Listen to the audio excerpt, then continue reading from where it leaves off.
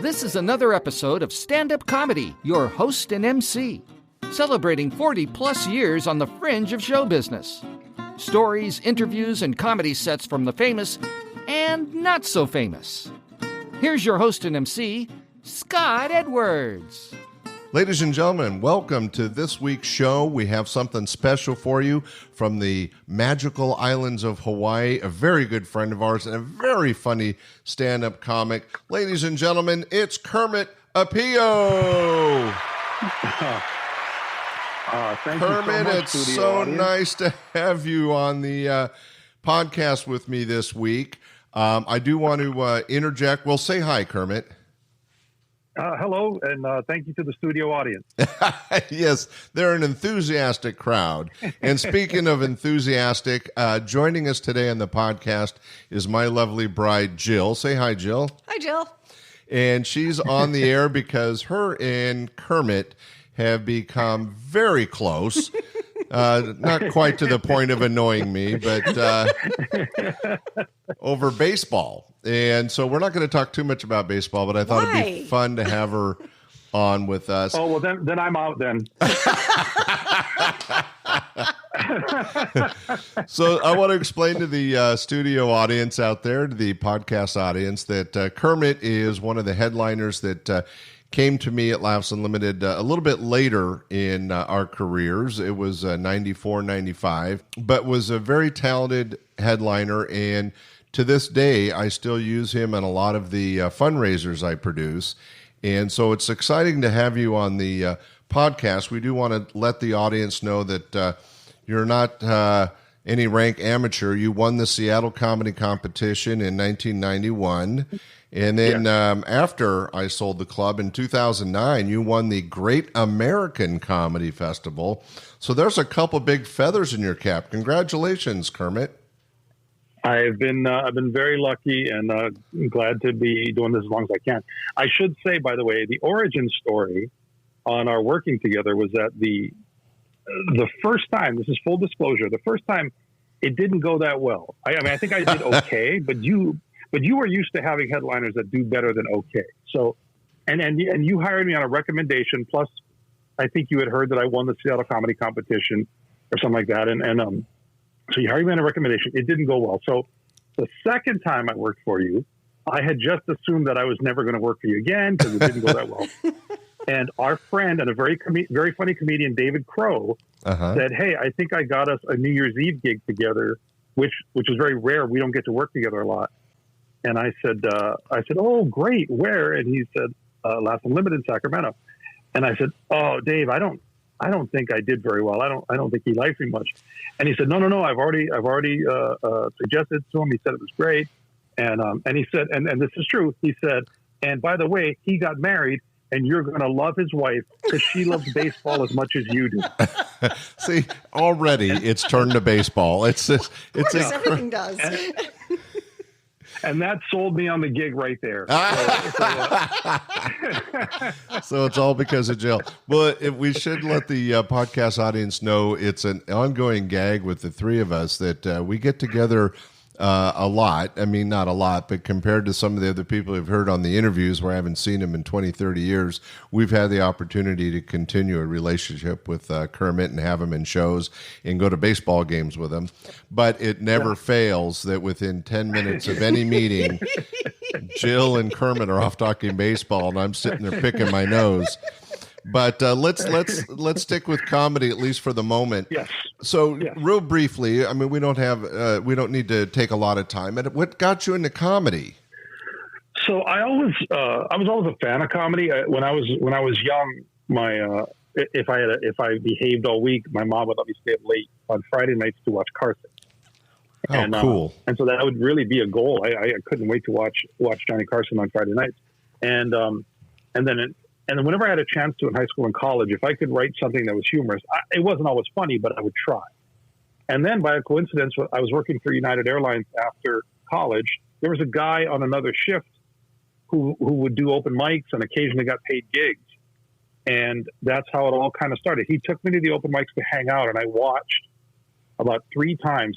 And I think he knew I wanted to try it. And so the fourth time I went with him, and he said, "Hey, why don't I just sign you up?" And I said, "Oh, yeah, okay. What do I do?" And he said, "Well, just some of the ideas you've been having, things you've been saying, just jot it down and do a set." And I said, because they used to give 5 minutes at that point, I said, "What if I don't have 5 minutes?" He said, "Then get off the stage." Good advice. Great now, advice. I'm gonna back you up a little bit because you didn't lay the groundwork quite for me, and I alluded to it in the introduction. You were actually born and raised in Hawaii, correct? Yes, but I went to college in Seattle, University of Washington, so that's kind of where everything started comedy-wise. So I just wanted to make that clear to the listeners that you are known as a Hawaiian comic. You are Hawaiian. You're from the islands, but this whole comedy experience started after you were in college and moved to Seattle. Yes. Everything happened. Were you going to the? Was this experience at the Comedy Underground? Yeah, it was my first open mic. I watched 3 open mics and went up on stage at my fourth. Like I said, this friend of mine from work signed me up, and wow. I got a few laughs. And I'll tell you, this is huge because a couple of the comics were standing on the side of the stage when I was done and said, "This is your first time?" And I said, "Yes." And they said, "You're going to keep doing it, right?" And I hadn't even thought about that yet. And so I had a lot of encouragement from the comics at the time, and that's something I will never forget because that really was one of the reasons I'm still doing it now. Yeah, and the comics are very supportive, and especially back in the late 80s and 90s, there was a kind of a camaraderie where the guys would support each other. And that club, the Comedy Underground, I've had the pleasure of being there several times, is a really old school kind of traditional comedy club. Basement, low ceiling. Yeah. Laughter just carries in it. Not too big, not fancy at all. In fact, it's kind of if you excuse the term, a shithole. But it was perfect for stand-up comedy. So your friend that took you, is he still in comedy too? Or do you know? No, he hasn't been in comedy in a while. Yeah, been about 15 years. Yeah. Was that anybody we know? Did he No, travel? He never really went on the road. He had been, when I met him, he had been with United for about 15 years. Oh, so he is a long-term United employee. He didn't want to mess with comedy. He had better benefits. Yeah. Yes. Yeah. So he had bought a house. He and his wife had bought a house and everything. So the guy that got you into it didn't stay in the business because he was an employee of United Airlines, but he did open up some doors for you and got you started. Absolutely. He took me on a couple of gigs where I opened for him. He did get me my first open mic, and it was a really, really big thing because that kind of opened that door. Because back then, now you can look up everything you need to look up. You find out where the open mics are and how to get on. Back then, you didn't know. You really had to kind of figure it out. You had to wander down to the comedy club, and hopefully someone can answer your questions. And he was great because I didn't have to ask a lot of questions to strangers. He basically told me everything I need to know about how to get on at the open mics. Well, that's a great friend, and we're also lucky that he got you into that. So you were doing open mics, and then pretty quickly started picking up your getting your chops in the business. Because how long after that did you win the Seattle comedy competition? Relatively quickly. I won it in 1991. I quit United in May of 90. So, wow. That's pretty quick. Believe me. So back then there was only one night of finals, and you know how every once in a while the worst team can upset the best team. That's kind of what happened that night. So, I highly doubt that. No, I promise you, because that happened, they now there's 5 nights of finals. They started adding nights of finals so that there's no lightning in a bottle kind of situation. But were you the lightning? Yeah. I was the lucky, kind of everything sort of, it was kind of perfect stormish. Everything sort of pointed my way, and it wound up. Here's one thing I'll tell you. So the other comics who made the finals, and by the way, I was thrilled to make the finals. The other comics who made the finals were asking, how much time do we have? And they said, well, you get a light at 20, a light at 21. When the lights go off, you've lost a point because you can't go over 22. So they're trying to figure out, okay, how do I keep it under 22? I literally asked, hey, what's the minimum we have to do? They probably said 15. That's true. And so they said, well, you have to do 18. Oh, because I was to the point where I had all this open mic material that you're doing, on a Monday night in a dark club, and you're trying to impress other 22-year-olds, right? And now I'm in a theater in front of 2,000 people who paid a lot more money for the ticket to see it. I'm not going to do my open mic jokes, right? So I was trying to figure out how much can I keep out of the act, and so what happened was I was talking slow, so I could just do the 15 minutes I wanted to do and make it stretch to 18. And it turns out when you talk slow in the theater, it makes you look confident. It makes you look like you're not nervous, you're not rushing, and it made me look way more confident than I was. And so there are a lot of these things like that sort of made it all came together for you. Yeah, and here I'll put it this way. So, you go from MC to middle to headliner, right? Back then, part of the package of winning the competition is that you headline a weekend in December. The competition's in November, and then you headline a weekend, and the winner does. So I had to headline because I won. I had to headline the second week of December, and I had emceed the club in March. I had never been the middle act at the Comedy Underground. Wow. They were literally forced to headline a guy who had never middled at that club. And had 15 minutes. So, that's a lot of pressure on you, material-wise. It was. I had about 30, 35, and I just wrote like crazy for 2 weeks and just really sat there and wrote all kinds of jokes. And so it was a very, very much an underdog situation, and I'm so glad it happened, obviously, because soon after that, I got Evening at the Improv and Star Search in '92. So within 3 years of being in comedy, I was on 2 national shows. So wow, it was big. So you did Star Search and Evening at the Improv, and it was because you won the competition, or you were just showcased and had enough material to wow them? No, it wasn't the second part. I'll tell you that. Okay. Welcome to Therapy 101. Right. So winning the Seattle Comedy Competition was great because I was able to get some doors open, and so they would look at a 4-minute set. Well, I could make a best of, and make a pretty decent 4-minute set. So I was able to send videotapes to people because, I was the person who just won the Seattle Comedy Competition. So they would at least look at the tape. Right. And so that's kind of how it happened. That's awesome. And yeah, I was going to sidetrack because I've seen your act, and a lot of it is based on being from Hawaii, having kind of a Hawaiian name, and having some of that life in your background translated into your material. And I think that also is kind of your hook. And I'm sure that didn't hurt with the television producers, that here's a guy that's not another, vanilla Midwest, monologist. He's coming from a different area, a different angle. Yeah, no, you're absolutely right. As a matter of fact, here's how correct you are. When I first got Star Search, they sent me the dates that I'd be flying out. They'd be flying me out to Florida, and they said, "Okay, so here we're doing this and this, and you'll be on the international weekend." And I said, "What was that?" And they said, "Oh, we have a comedian from Africa and a comedian from China, and you'll be, the one from Hawaii." And I said, "Well, but Hawaii's not international." And they said, "Well, yeah, but it's exotic, it's different." I go, "Yeah, but it's a state. I'm not." You were being pragmatic, and they were being creative. They were making up stuff, right? Right, because they were thinking, like you said, this is something different, right? Right. And I didn't, so I'm having a conversation, and I didn't know, I didn't know if he didn't know that Hawaii was a state, or if they just were thinking it'd be better for me.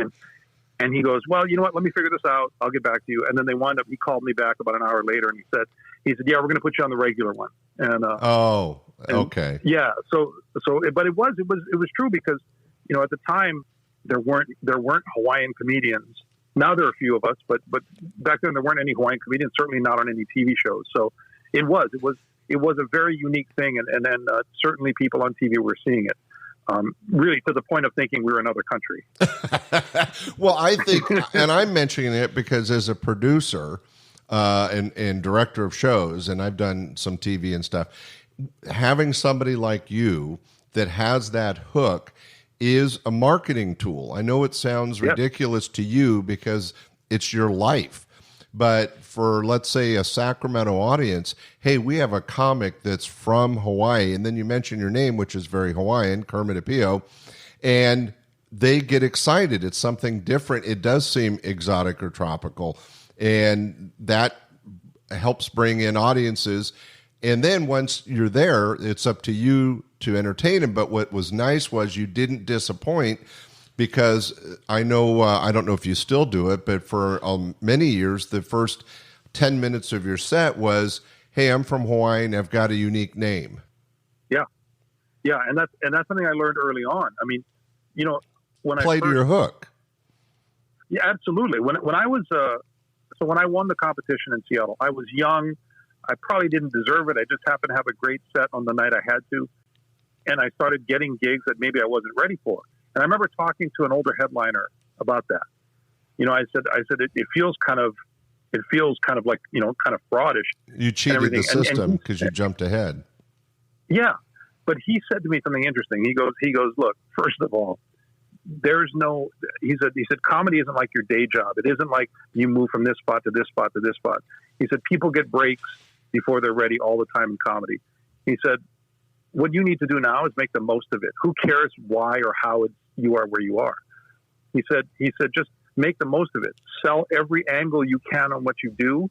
You know, go try and reach audiences that other people can't reach. And he said, you have a unique story. And how many comedians can say they're born and raised in Hawaii? And you know, there really was only one at the time who I really looked up to, Andy Bumatai, and he was on a much higher level than me. So what this guy was saying was, who cares how you got the opportunity? Go be unique, go be original, and make the most out of it. And man, I'm so glad I had that conversation. That's great advice. Right. That's what I needed to do. Yeah. And who was that? Do you remember? I don't. You know what? It's so funny. So you took his advice. To me that I forgot who he is. Yeah, just and went on your merry way to huge success. You are a very successful comic, and it sounded like you had kind of humble beginnings and got some quick breaks.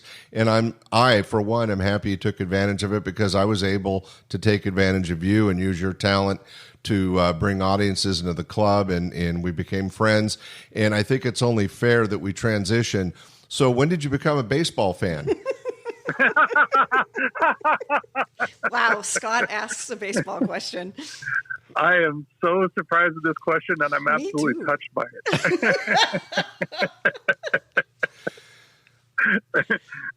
I've been a baseball fan.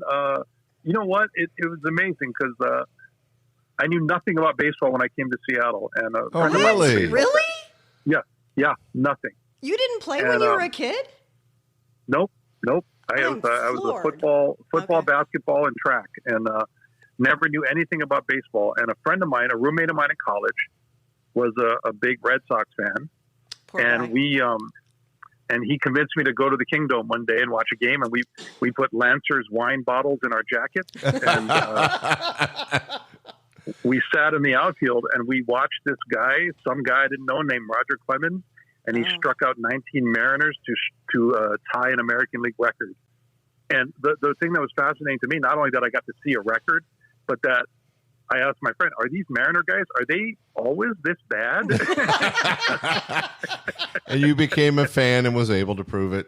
Oh, no. Go ahead. Yeah, well, that's kind of what it was. I was like so fascinated by how bad they were. And then when I was working at United Airlines, I had a room to myself where I worked, and it had an AM radio. And so a Mariner game would kill 3 hours plus pregame and postgame. So that was 5 hours of radio time.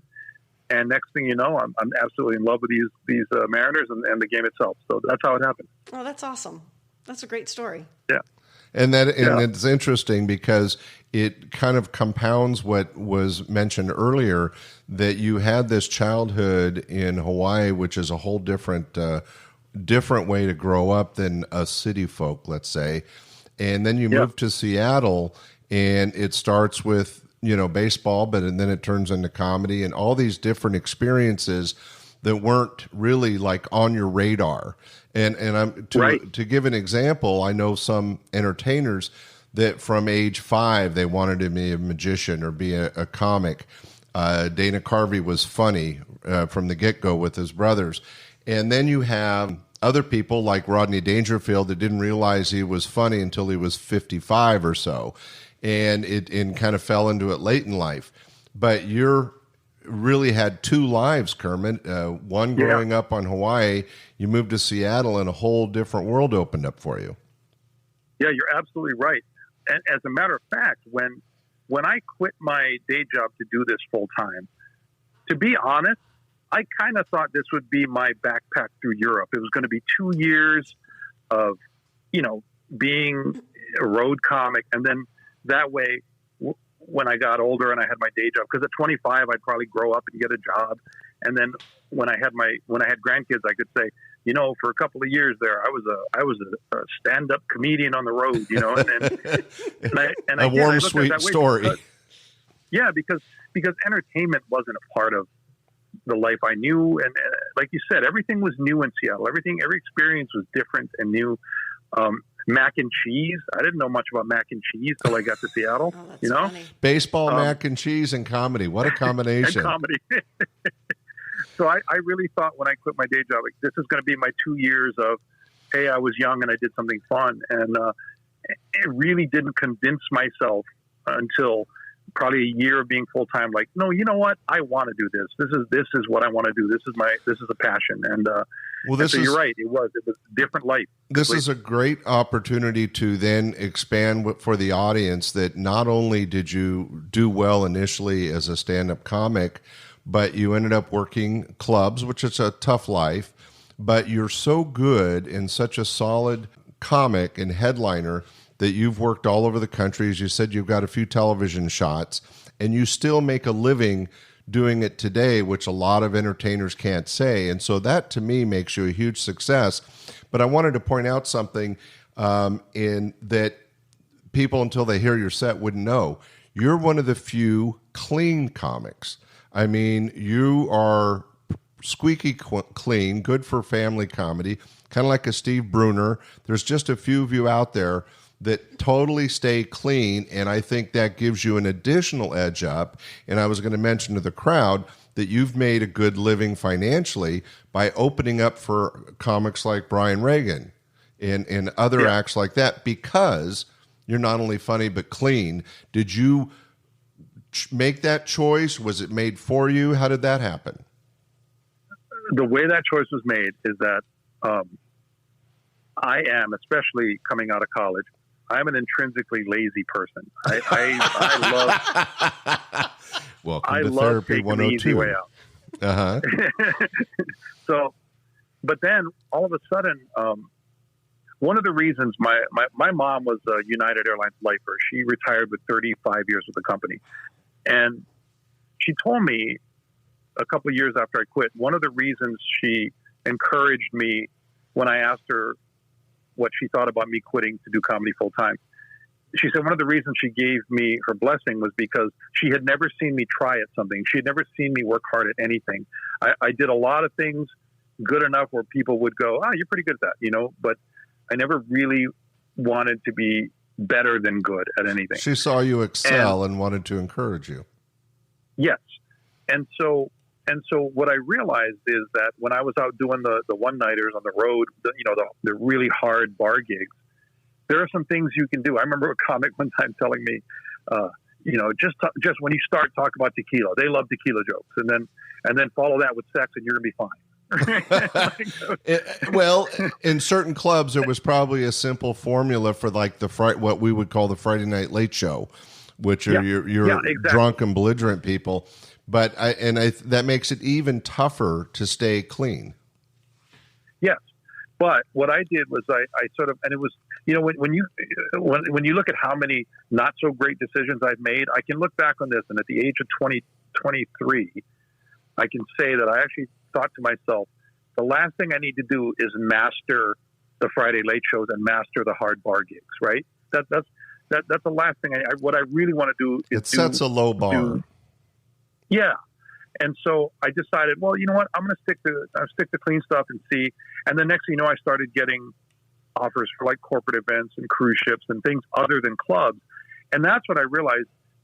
It's so important to be able to jigsaw puzzle your calendar, right? That because you can't do clubs every week. There just aren't that many of them. And so to be able to have a variety of jokes. Plus, the other thing was I worked harder on jokes because when I came up with a premise, you know, there's certain things you could do that would get a laugh. You know, certain words would punch something pretty hard. But I didn't allow myself to do that. So it made me work harder on the bit to try and figure out. Not take the cheap out. And I used to hate comics. You know, I went to the frickin' store to get some frickin' bread for my frickin', you know, and it's like, that's not funny to me. It may make the audience react and they may giggle out of embarrassment, but it's not funny. And so what you chose was to take the harder road and write to be clean, which I have to admit is a much more difficult road, especially for stand-up comics. So my hat's off to you for that. I know as a producer, I always appreciated that because I could book you in shows that I couldn't book other acts into. And go ahead. I was just going to finish by saying you're not. I mean, I don't want to step on your career, but quite frankly, you're not famous. You're not a Carvey or a Leno or a Seinfeld, but you are a really successful comedy entertainer, because here you are 30 years later and you're able to make a living doing what you love to do. And how many people can say that in their lives? Yeah, absolutely. I think that's the way I like looking at it, is that this cell phone I'm talking to you on is paid for, and you know, it's been paid for by the same thing for 30 years. So, and that is success. And also too, I've enjoyed kind of where comedy's gone because of those decisions that I made. I love all kinds of comedy. I love clean comedy. There are some comics who are dirty who crack me up. Oh yeah, there's some funny, creative guys that are dirty. Yes. Yeah, and for me, this has worked really. It's really a great thing. My kids have seen me multiple times, and it's not been a problem. I've enjoyed that part of it, and getting, like I said earlier, getting a variety of gigs helps too. But it's also made me work harder, and that part has been great. That's the most rewarding part of it, is that by searching for the most honest way to look at a bit, I've been able to really see kind of ways to approach things that are unique to me, and man, that's been amazing. I never thought I could achieve something like that. You know? And that is a real accomplishment. In fact, I was going to add to what I was saying. And agree with you that not only is it difficult to be clean in a world that's not so clean, comedically speaking, in this day and age. Now, I've been out of comedy as a producer. I mean, I still do some fundraisers, as you know, because you work with me. But generally, I've been out of the nightclub end of it for a while now. And Jill and I talk about the difficulty you would have, because I always preferred running clean shows. A lot of the guys I worked back in the 80s and 90s were going to end up on TV and doing things where they had to be clean. But this day and age, since, let's say, 2005, since 2010, I don't know, things have really changed. It seems edgier. It seems, excuse the term, dirtier. It seems there's more distractions like cell phones. And there's so many things that make it harder than it was in the 80s and 90s. And I was wondering if you wanted to share your perspective as being a successful, clean headliner that's done everything from cruise ships to large concerts to nightclubs, how you deal with that. Well, it's like anybody deals with it. So the answer's not heroin, being right? Clean was that. What was that? The answer's not heroin, right? We should say when you're clean, you also have a clean life. I'm sorry, I didn't mean to interrupt, but I thought it made me funny. All right. But so now, or I should say, so back when I started, and you know this, the goal was to get on Carson or Letterman, right? You were trying to get on that late night thing because that was the break. And so the way through that was to be clean because that was NBC. And that has kind of gone away. I mean, it's good to get a late night spot now, but it's also good to get a Comedy Central spot, or a Netflix spots are even doing pretty well now. So the goal to get spots that give you the maximum exposure aren't necessarily automatically through clean avenues. So there are a lot of comics that are saying, well, I don't want to work clean, so I'm just going to go this way and hope to get a Netflix 15-minute spot or something, or a Comedy Central spot. And so the goals are different now. Like back when I started, we all had the same goal. We all wanted to get on those late night shows. But now the goals are a bit different. So the paths and the journeys are different. Yeah. And I think for a lot of comics who aren't dabbling on that top level with the industry, they're just trying to find a crowd through YouTube or Netflix or something like that, and then show that crowd to the industry and say, hey, I've got some people follow me. So because of that, I don't think there's any more demand to work clean as far as, well, I shouldn't say any more, but there's less of a demand. I just think it's my hat's off to your success for being able to continue entertaining the crowds in this more difficult 5-second entertainment, instant gratification audience. We were talking earlier with another entertainer about how you used to be able to get away. Larry Miller's a great example with story bits, where you could tell a story for 20 minutes that's funny all through it, but it's a 20-minute story that would be difficult maybe to translate in this generation. But I think it's incredible that you've been able to continue performing and ride the waves of change at the audience. Your comedy stays consistent, but really the audience is changing all the time, and technology has changed things. So it's interesting. I did want to point out before we get too deep into this that you're not only a comic, but you're a musician. And I want to make sure it's clear to everybody, you're not a comic musician. Right. I've never heard you sing anything funny. But you're a very talented musician, and I know you've performed in a few concerts, and that I don't know if you've ever done any road work as a musician. Has it always just been special events? Yeah, no, it's just something around here in Seattle. A lot of summertime weddings that are Hawaiian themed, or I played in a Tommy Bahama store for 4 hours one time. And, anybody? Yeah. That's cool. That's Hopefully really get cool. some free clothes. Well, if they had done that, I would have gotten one shirt probably. So, but yeah, the music thing's been fun. It's a hobby that I got good enough.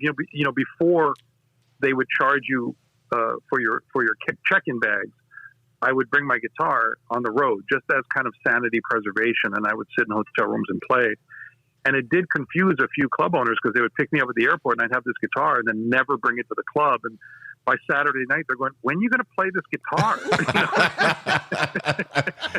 That's so funny. Well, because, that we have had our share of comic musicians come through, and when they're carrying an instrument, you just assume. Now, Jill and I were talking about the quality of music that you perform, and I know you've done some stuff on YouTube, and I asked you before we started taping if you had your guitar with you.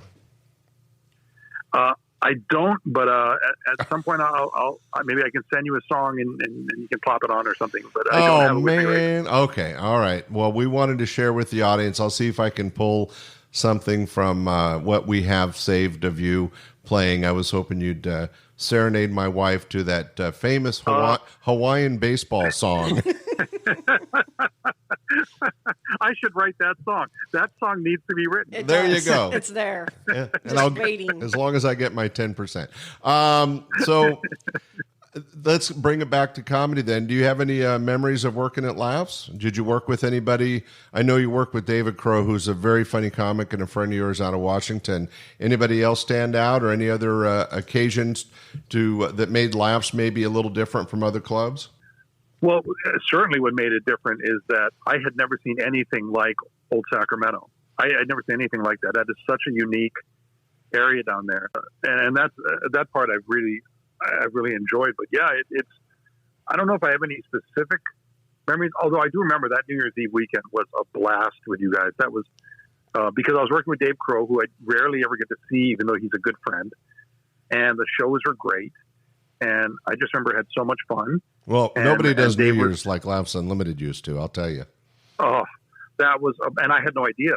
I thought we were just going to do the gig, and then at midnight we'd do the toast on stage, and then head to the hotel and everything. It was a blast. I had a great time, and I remember at the beginning of the podcast I was talking about Dave mentioning that Jill enjoyed baseball, and I remembered that somehow we got talking about Barry Zito and how he carried a guitar on the road, and Jill and I both said that almost at the same time. And I remember, Scott, you started cracking up. You were just because it's like 3:30 in the morning, and Jill and I start talking about how a pitcher carries a guitar on the road with him. He just put out an album too. I don't know if you know that. I did not know that. Yeah, he did. Wow, he did. Heard it first on this podcast. Yeah. Sorry. Get your Barry Zito music album. Well, we've alluded to it a couple times, but I think one of the reasons that we're such good friends and we like working together is that you also have become part of the Laughs family, and we had a chance to spend a lot of time. I know that Jill and I went to a ball game with you and David Crow up in Seattle, and actually, you booked our club based on the baseball schedule. So, because you would always call me and go, when are the A's in town? When are the Giants in town? Wait, is this the first time Scott's hearing this? Yes. And I have a scowl. No, but I mean, well, Scott, that is true. There were times where I would find out the A's schedule and if they were in town, and I also remember one time I was in town. Jill took me to the San Francisco club the year after it opened, and so I got to see it when it was a year old. Yep. And yeah, so I would definitely that was definitely part of the booking. I mean, certainly I wanted to be at the club, but yeah, Scott's a good guy and he pays okay, but his wife Jill in baseball, of course. But it is really nice though that well, I should make a joke first and say it is. I was talking about it earlier. It is funny and sad at the same time that you guys cannot be together without the conversation totally going off on baseball. And then you're very sweet to point out every now and then that I'm still in the room. But it also... Well, but I will say this. I will say we've reached a really beautiful Zen level where when we get together, we'll talk and just have, the normal conversation. And you will always graciously say, okay, if you guys want to talk about baseball now, and it's really worked. It works really well. I want to thank you for that. Well, I know my place. Jill has me well trained, but I brought it up because our relationship and us working together has gone on longer than a lot of other acts that we're very close to and really respect. And I think that that speaks to our friendship with you, Kermit, and how not only are you a very funny, clean comic that we respect your success, but also because of baseball. And Jill, there's always something to talk about. There's always something to do. And that has carried through these many years and a couple decades at this point. And thank you for that. I appreciate it. Well, I've always said this about myself. I'm a much better friend than employee. Well, you weren't a bad employee, but yeah, the friendship's what lasted. Well, tell you what, I'm going to show the audience some of your material, not show them, have them listen to some of your material. Before I do that, I'll put on some of your music and let them hear you do some great Hawaiian style guitar work, and we'll share that with the audience. And then after that, I'll play a comedy set of yours and let everybody see what we're talking about, that it's not just that you're a good friend and a solid headliner, but a really, really funny comic. And I want to thank you for that. Thank you so much. That's really kind of you to say. I think the world of both of you, and I know you guys know that. And I can't thank you enough for having me on. Well, it's been great. And Jill, is there any last little baseball tidbit we should throw out? The A's just won. Oh. Swept the Astros. It's a big day. Okay, that will mean nothing when this podcast airs, but for the moment. I'm going to go ahead and say this on the air. I may edit it out. But while we're sitting here talking and doing the interview, and I'm very seriously talking about our history and our friendship and comedy, Jill's looking at her watch going, yeah. It's because the A's are winning and getting hits and stuff. And she doesn't change. You'd be doing the same thing.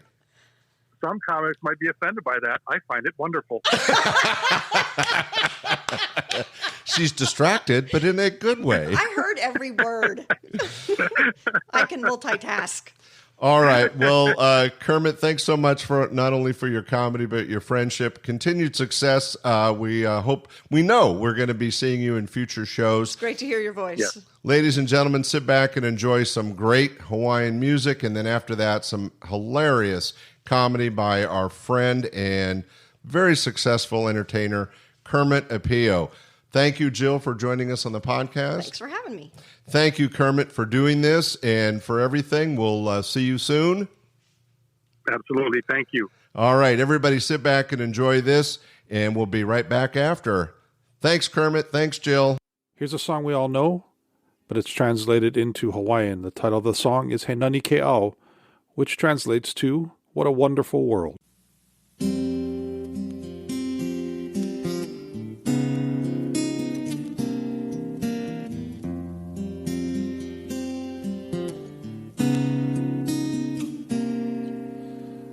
Maumano, ula ula makauano e mohalane amana o mai he nani ke au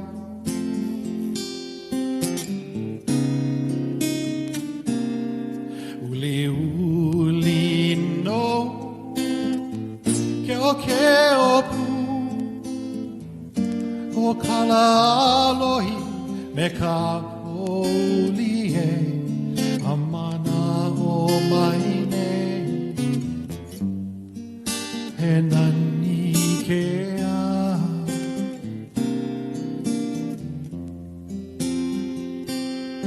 mua nani na kala o ke anu e nue na maka kako e holone nululi makako ahi pehe aoi ke olone aloha yaoe when I come maiki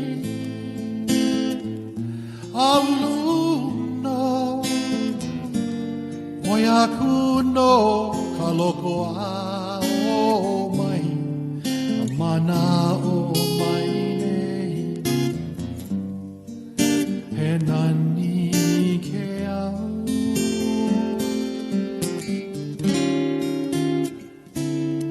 he mana o mai nei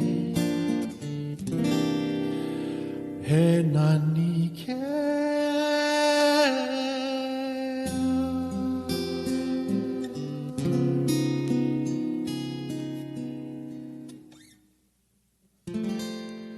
Oh, I hope you enjoyed that Hawaiian music by Kermit. He's a very talented musician and performs all over the Seattle area.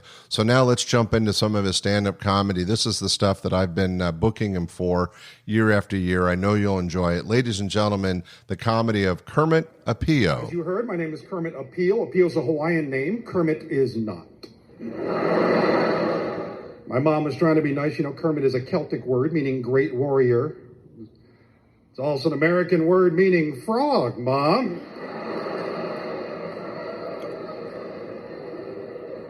Just remember that first day of school, they're taking attendance. Kermit Apio.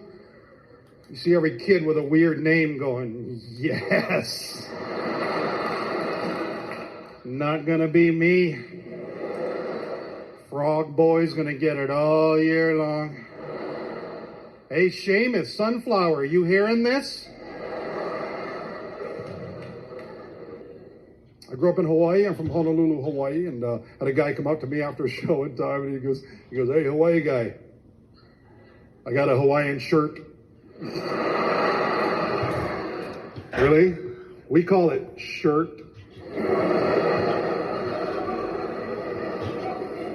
He goes, no, those are in now. Everybody's wearing them. Oh, good. My culture is on sale at Penny's. I love your Hawaiian pizzas because we Hawaiians are so famous for our Canadian bacon. I grew up near the Canadian bacon trees of Hawaii. I'm a married guy. I'm glad about that. I hated being single. Insecure and broke is one thing. Insecure, broke, and single, that is the frosting on the loser cake. I did this one time. I'm in the bank. I'm doing the transaction. I asked the teller out. Then I realized I just asked someone out who was looking at a computer view of my financial situation.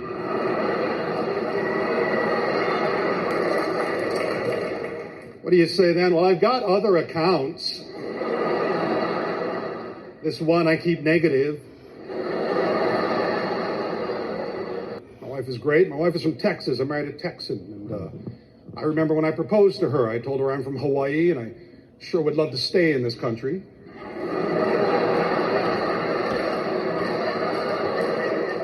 Take your time. Keep working with it. Take your time.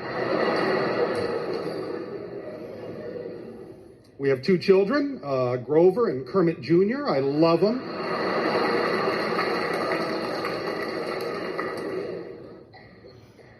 I love being a dad. I know it's a cliche, but it changes who you are. When that first baby's born, you become a different person. I became like a stoner. You know, you're tired, you're forgetful, but you're really happy, you know. One time I said to my wife, dude, don't bogart the baby. Pass it around. Pass it around. Hug, hug, give. Let's do this. I'm not explaining that joke. If you get it, you get it. If you don't, you don't. We're moving on. Everything's so exciting when you're a dad. When my daughter turned 1, huge day. And not just because my first child is having her first birthday, but because, wow, I've kept a human being alive for a year.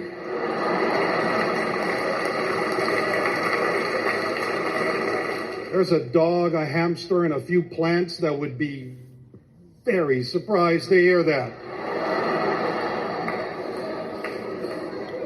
I've had screensaver fish die. How does that happen? Well, he's a funny guy and one of the best clean comics out there. I know you enjoyed that. We want to thank Kermit Apio for being on the podcast today, my bride Jill for joining us. Ladies and gentlemen, thanks for listening. Be sure to rate and share if you get a chance, and we'll see you next Sunday with another show. Bye. We hope you enjoyed this episode of Stand-Up Comedy, your host and MC. For information on the show, merchandise, and our sponsors, or to send comments to Scott, visit our website at www.standupyourhostandmc.com. Look for more episodes soon and enjoy the world of stand-up comedy. Visit a comedy showroom near you.